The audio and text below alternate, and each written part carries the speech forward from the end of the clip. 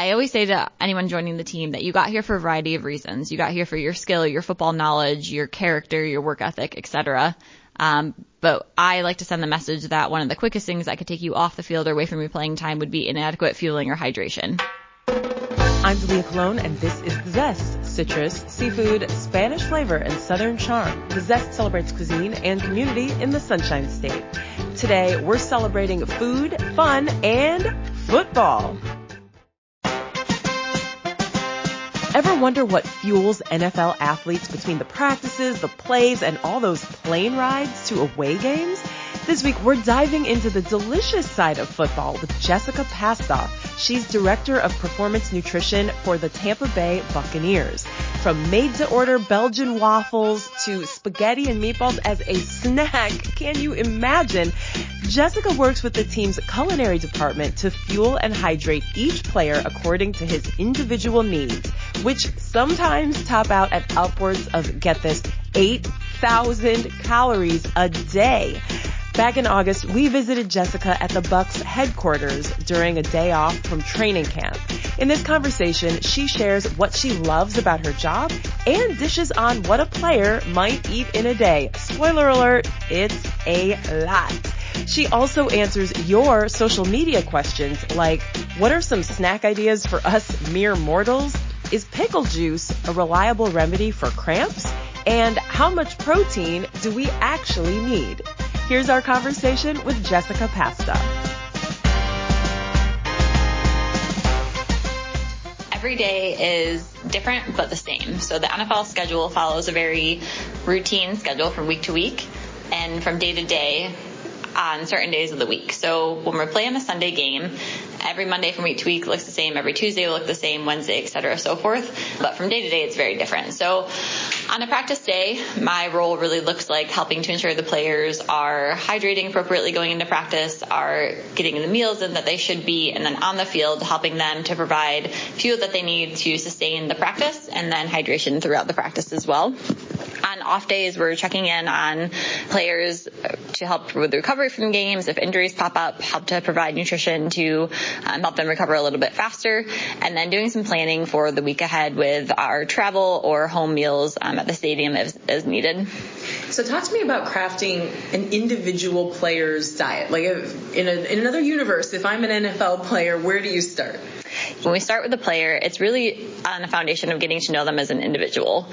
So we'll start with simple questions of what goals do you have, what has worked with you in the past if they're a veteran player coming in, what do you want to work on, to try to, again, get to know them, get to know what they need from us, and help craft that plan, like you said, to meet them as an individual.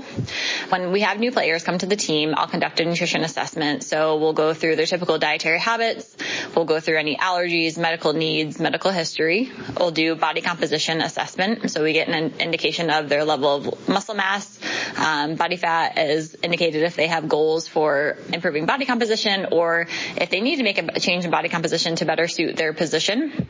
Oftentimes when we get college players coming in as new draft picks or additions to the team, we may be working on helping them adjust body composition to fit kind of their role as it might look like now with the Bucs versus how they played in college. So anyways, taking all that information together and then really identifying like what's the biggest goal that they have that we can then help them adapt to. Sometimes that's very specific meal plans. Sometimes it's helping them choose the best pre-practice fuel. Sometimes it might be encompass helping them find a chef so that they can be working on all of their meals at home and outside the facility too. Okay, you mentioned that you start by taking an assessment of what they currently eat. What does that typically look like for maybe a rookie coming in? And then how far do you have to move them to where you and they want to be? Yeah. So again, it's very different from player to player, and we've seen it be different from region of the country that they're coming from or type of school that they're coming from. And so we try to keep really open-minded and again, meet the player where they're at. So some players come in with very routine habits from college, and other players are really trying to get that footwork as they're now entering the league. So it might look like just really refining, again, maybe just the recovery post-practice meal for them now that they're in an NFL schedule. Or others, we might start really fundamental education of what is a carbohydrate and what does it do for your body, how much protein do you need, and how should you get it throughout the day. So it's really across the board. And I would say that kind of applies to all the players that we're working with, again, just kind of meeting them where they're at. Okay, imagine that's tough because in your 20s, you can kind of like eat whatever you want, especially if you're working out for your job. Mm-hmm. So do you find that some of them have maybe some bad habits that as they get older, they can't get away with anymore? Yeah, I think that's a common perception on our players for sure. And I think that's something that we deal with on a varying basis. And I always say to anyone joining the team that you got here for a variety of reasons. You got here for your skill, your football knowledge, your character, your work ethic, etc. But I like to send the message that one of the quickest things that could take you off the field or away from your playing time would be inadequate fueling or hydration. Ooh. And so we like to send that message of availability and how can we help you optimize your performance on the field. So while some of them may not have the most ideal habits coming in, again, we're trying to find one step forward in the right direction and help that tie them to their performance and longevity in the league. How do you handle pushback? Do you get much pushback? I'm from Louisiana and I've got to have my gumbo. I'm from Philadelphia. I got to have my cheese sticks, that kind of thing. Yeah, absolutely. I'm a big foodie myself. Love to have the food that the guys want in the building. And again, just try to meet them where they're at and try to find that balance of we need to be happy humans. We're in this building 7 days a week for hopefully 6+ months out of the year. And food's a huge part of our life. So while there may be individual pushback that comes, we try to really get to know the guys, get to know the food that they like, but also be realistic with them that they might really like a certain dish that their mom or aunt or whoever might make, but we are not their mom, aunt, or whoever, and so it's probably not going to be quite as good. And then also reminding them that we try to be very intentional with the meals that we're serving. I frequently get the request to have Shake Shack after every meal or a burger place or whatever. And while that makes people happy, it's easy on my end to cater. I have to be realistic with them that like, this isn't what we're really here for. We like to have things that make us happy and that taste good. Well, I try to have that all the time, but there's certain items that it can be fun to throw in the mix, but we can't do that all the time because it's not helping us reach the ultimate goal of enhancing health, performance, and wins on the field. Usually our guys are pretty receptive to that because they know that at the end of the day, we're all just here to help them get better. Do they sneak around behind your back? And I actually told some people on social media that I'd be speaking with you, and Autumn wanted to know how soon can you tell if a player is off his diet? Oh, well, we do regular weight checks. And so that can often be an early indicator that something has changed. We try to do weight checks from a perspective of kind of balance of their habits, truly, with the indication that, if weight has gone up, maybe it's a result of, we're late in the season, we have a veteran player who just isn't practicing as much, and so their activity has changed. And so we use that indicator as a way to show, like, well, maybe we should make some adjustments in diet because we know you're not practicing as intense throughout the week as compared to maybe in training camp. On the opposite end, if we show up and do a weight check and the weight is low, maybe the player fell asleep early and didn't eat the full meal the night before, or maybe, nerves kicked in and they're not eating as well. So really, in terms of anticipating changes in diet, we try to approach it from a standpoint of how are we helping this player prepare consistently and helping to quickly identify inconsistencies to help get that player back on track with the mindset of, again, focus on that performance, health, and success on the field on Sunday. Okay, so give me a rundown of the various positions and what dietary requirements they might have. Do they have different caloric requirements depending on the position? Yeah, so we think about the linemen who are going to have shorter distance but maybe higher power outputs in their position versus receivers, and then our kind of defensive backs. So we're going to have what I would call like a higher metabolic load where they're doing more of the sprinting speed work. And so the way that we might help them recover or consider their types of calories that they're bringing in is going to be a little bit different. Our receivers and DBs doing the sprinting and kind of distance work are going to need a higher percentage of carbohydrates to fuel that high intensity work, distance work, I should say. Whereas our linemen, we're really focusing on more kind of that contact muscle damage. And so we're going to be pushing a little bit more protein, some healthy fats, et cetera, on the composition of their meals. Do they eat together? So our meal room is open to the whole team for a period of time, pre-post practice, or for any meal. A lot of times you'll see the position groups eat together, but sometimes it's all mixed up, and they're enjoying just each other's teammates and company on the field in the meal room. Because I don't want to eat next to somebody who's allowed to have more carbs than I can have. Well, certainly limit kind of the policing of it, and just encourage kind of habits more so than watching over their back and whatnot. So we try to approach kind of meal plate building from a holistic standpoint and try to encourage composition rather than specific amounts and whatnot. Okay, so give me a takeaway for the rest of us, mere mortals. What would a good composition be for a linebacker versus me, a minivan mom?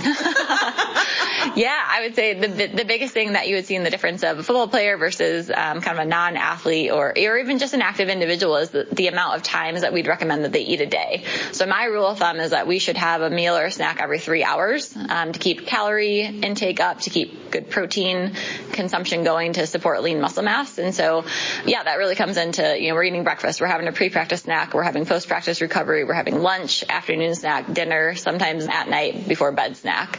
So again, that every 3 hours is kind of my rule of thumb.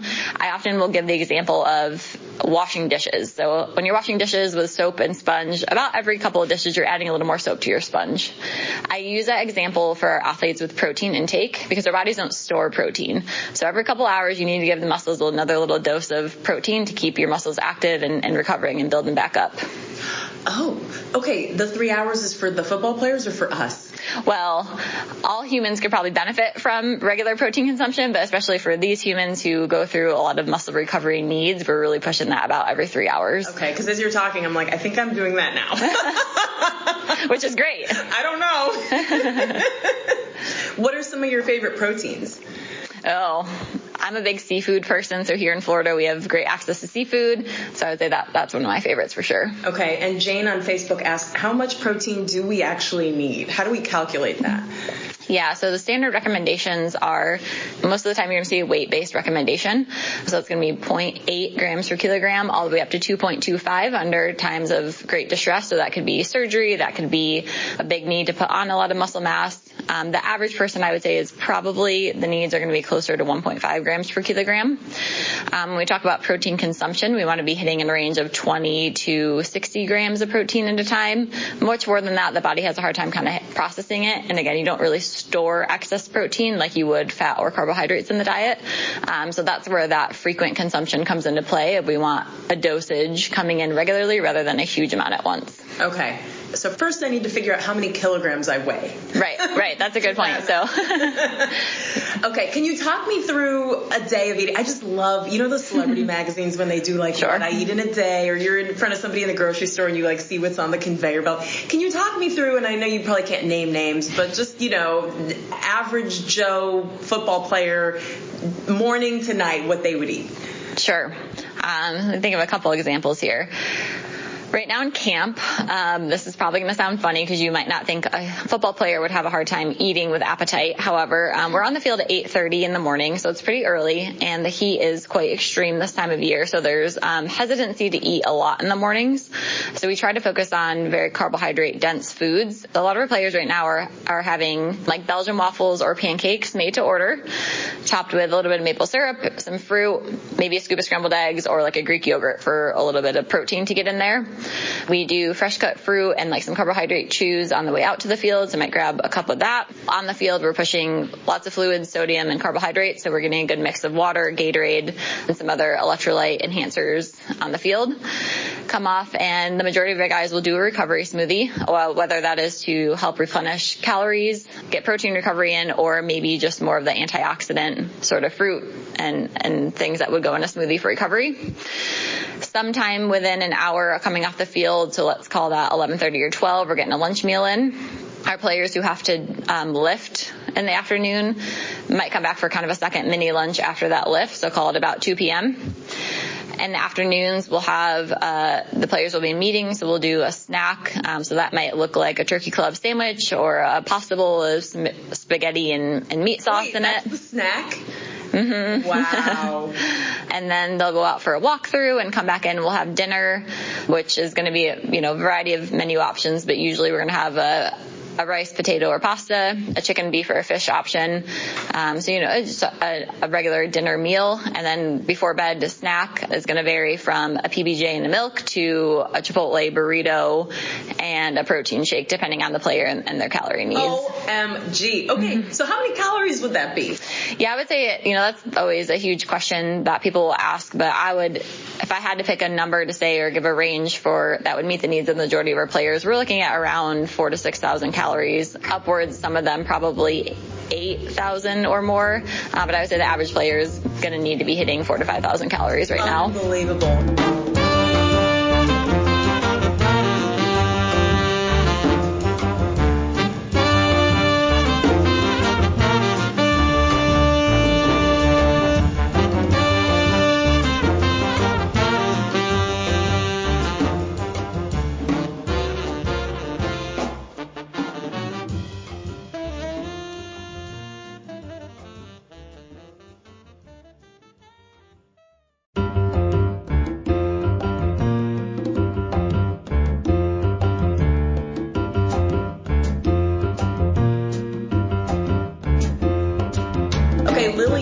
Did want to know, you mentioned a snack being like a turkey sandwich or a bowl of spaghetti, but she wanted to know if you had any, healthy snack recommendations for the rest of us. Like, what are you snacking on? One of my go-to is always Greek yogurt and berries. We get a little prebiotic, probiotic in, get a little bit of carbohydrate, have some fiber, some good healthy protein. So yogurt and berries is a good go-to. We do a lot of kind of turkey and cheddar roll-ups or small protein-based snacks, but always wanting to pair a carbohydrate and a protein. So a PBJ and a milk, although higher calorie, it's a great snack option as well. Classic. Do the meals change the closer you get to game day? Are you like carb loading on a Saturday or something like that? Yeah, so pre-practice and then leading up to game meals, we're looking to get definitely higher carbohydrate content in, and then lean protein. So we want to minimize fat coming in as we get closer to performance. We'll also minimize fiber to an extent, so you're not going to see a lot of beans or fibrous vegetables leading into a game. And then we're also going to minimize spicy or like adverse seasonings. So we want it to be pretty approachable, pretty simple. We don't want hot sauces and creamy high-fat sauces coming in on the food with the guys as they're leading in for a practice or a game. And who is making all of this food? Sure. We have an in-house culinary staff that will be preparing the food, and I work really closely with our chef to look at menu preparation, periodization, as well as food ordering and the types of products that we're bringing in-house for the guys. Okay, awesome. And we did interview the previous chef, Tracy Hartman, a few years ago. We had her on the podcast, so that was really interesting. Okay, another question. Mark wants to know, what about when you're on the road? Do you travel with the team? And then how do you sort of keep an eye on what they're eating when maybe you're not around? Yeah, so I do travel with the team. I'm really fortunate to have a full staff of dietitians with me. So I have a full-time dietitian on staff with me that will travel in advance of the game. So he will, for a Sunday game, we'll head out to the away city Thursday night or Friday morning. We send our standard menus in advance for the hotel to prepare for night before and day of game meals. And assistant dietitian will then meet with the hotel culinary staff. We'll get eyes on products and make sure the food is being prepared the way we're requesting it. We set a pretty standard menu from week to week to ensure consistency is available for the players at the hotel, so they know what to expect and they know it's going to be food that they're familiar with. And then in terms of when they're not on team schedule, which is pretty minimal amount of time when they're on the road, again, it comes back to education and entrusting the players that they're making the choices to help their performance as much as possible. Okay. Ernest wants to know if any vegans are on the team or any other special diets. At the moment, no, we have and have had pescatarian, gluten and dairy free. We're always managing allergies on an individual basis, but at the time, no specific vegan or vegetarian athletes. Okay. He also wanted to know if pickle juice reduces cramps. I want to know that too, actually. Yeah, so we use pickle juice. It has sodium in it, which helps to enhance hydration, but then also has acetic acid, which can help to minimize kind of the nerve reaction to a muscle cramp. Fascinating. Okay. Are there any misconceptions about your job that you want to clear up? I think one of the biggest ones that will come up is people will assume that every player is on a strict meal plan and can sometimes get the feel of like I'm the food police.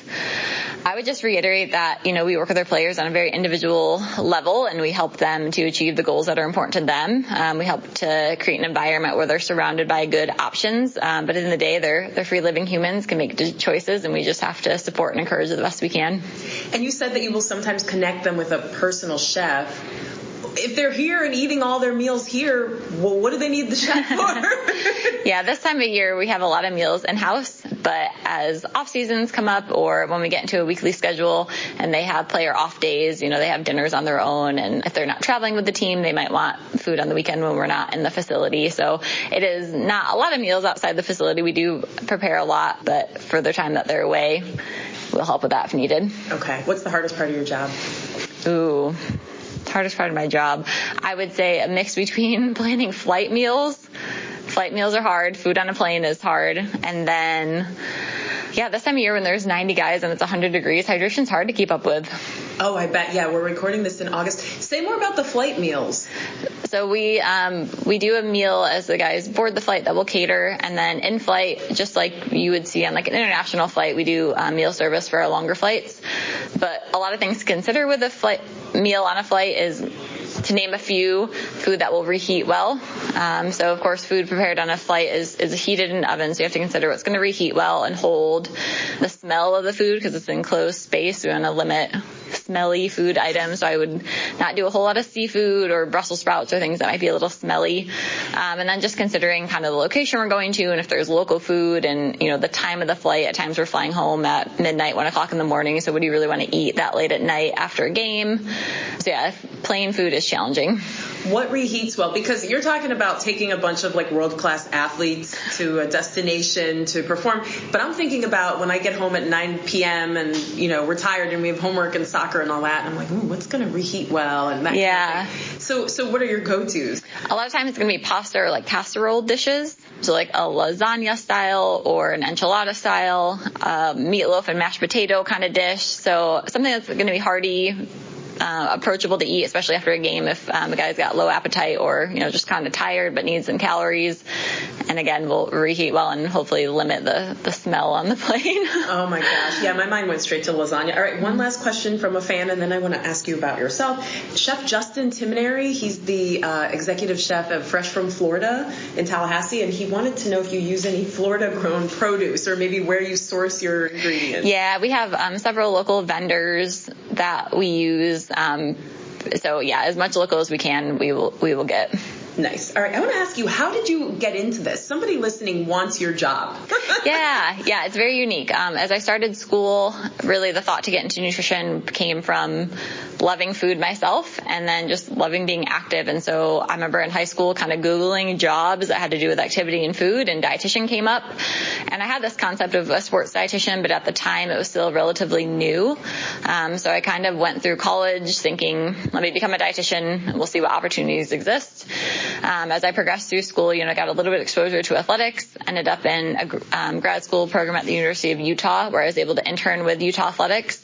Through some connections there, I met the chef with the Utah Jazz, who was also their team dietitian. So I got really unique exposure to both the culinary side and the team dietitian side of things, and absolutely loved the professional sports setting. COVID happened and everything kind of shut down, so that for that initial stay-at-home period, my dad was living in the Tampa area, so I came down to visit.